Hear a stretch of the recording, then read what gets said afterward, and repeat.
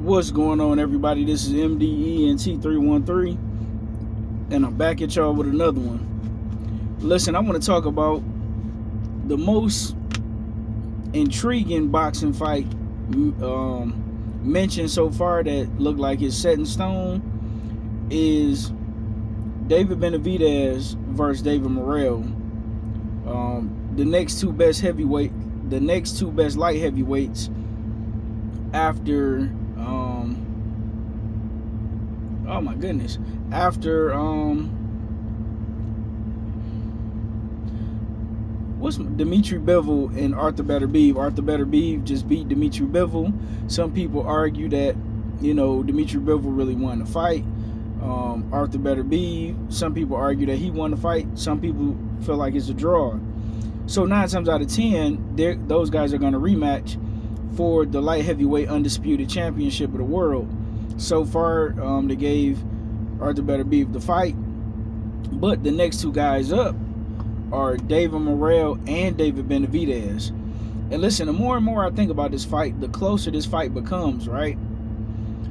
They both have contrasting styles, where when you hear sayings like styles make fights, when you're talking about putting a great fight together, you typically want to put a come forward action fighter together with a good boxer who know how to move, but also know when to sit down on his punches and become a boxer puncher. And this fight has all the qualities of a all-time great fight.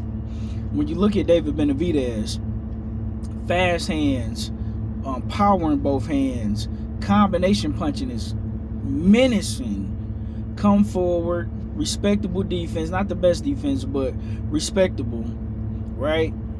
Do so many good things well. He know how to pace himself well. He's physically strong, he's tall, he's long. And when you look at David Morrell, right?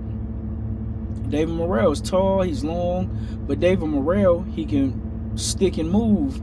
He can box a little bit better. He can box on the outside better. When he decides to sit down on his punches, he got power in both hands. He don't have the same level of hand speed that David Benavides do, but I do believe that he have a better jab, and I do believe that he's a better counter puncher than David Benavides. And this fight is going to produce so much action and so many fireworks that I got a feeling that we're going to be talking about this fight for years, man. On one hand, I want to lean toward David Benavides because he has the experience and he's fought the better fighters. But then on the other hand, I want to say that David Morrell is going to win because I believe he has the better boxing IQ. He has the better defense, and typically the better boxer tends to beat the better, the better come forward fighter. But the thing with David Benavides, he's not just a come forward fighter. He strategically come forward. He come forward behind the jab. He come forward and he get his head off the line. He come forward and he's throwing a lot of punches at you. So you're going to have to be in the phone booth knowing how to capitalize off angles, and you're going to have to punch with David Benavides. If you don't punch with David Benavides, it's going to be an all night, and bare minimum, he's going to outbox you and potentially knock you out, right? I believe in this particular fight, somebody is getting knocked out. Neither guy have a lot of wear and tear on them. Both of these guys are young. This could potentially be a trilogy fight. I mean, you could possibly see these guys fight 3 times, maybe not back to back to back like Wilder and Tyson Fury, but you may see a rematch because I believe this fight is going to be extremely close.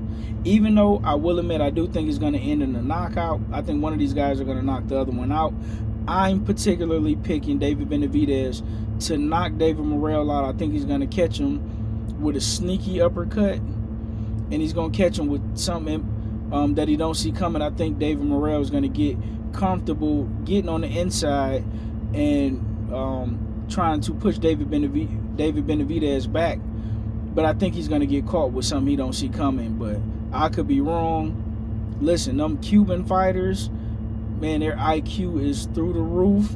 They're extremely technical, and most Cubans are economical with their punches. What I do like about David Morrell, he know when to turn it on. He have much more of a killer instinct than say a guy like Guillermo Rigondeaux or a guy like Erislandy Delore, and especially compared to a guy like your Dennis Ugas.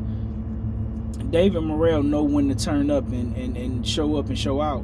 Now, both of their last fights, both of them moved up to light heavyweight, and both of these guys struggled dealing with bigger fighters. But in this particular fight, because they both moved up for their last fight, neither one of these guys have grown into their 175-pound natural bodies. Neither guy is a natural light heavyweight. David Benavides is the bigger guy, but I think his power will have a lot more effect on David Morrell. But see, when David Benavides fought Gosvick, who was a tough fighter, listen, that dude stood in there with Arthur Beterbiev, and he took some heavy punches from Beterbiev, who's known for getting guys out of there. And it took Arthur Beterbiev a while to get Gosvick up out of there. Man, that dude got a chin. He's big, he's strong, and he can box. He's the guy that hurt and ruined the career of Adonis Stevenson, who was a great light heavyweight champion in my humble opinion, right? Then when you look at David Morrell, when he fought against Hot Rod, he also didn't look like the same David Morrell from 168, from the 168-pound division, right? What I noticed about David Morrell in that fight, his power, he's used to getting guys up out of there at 168.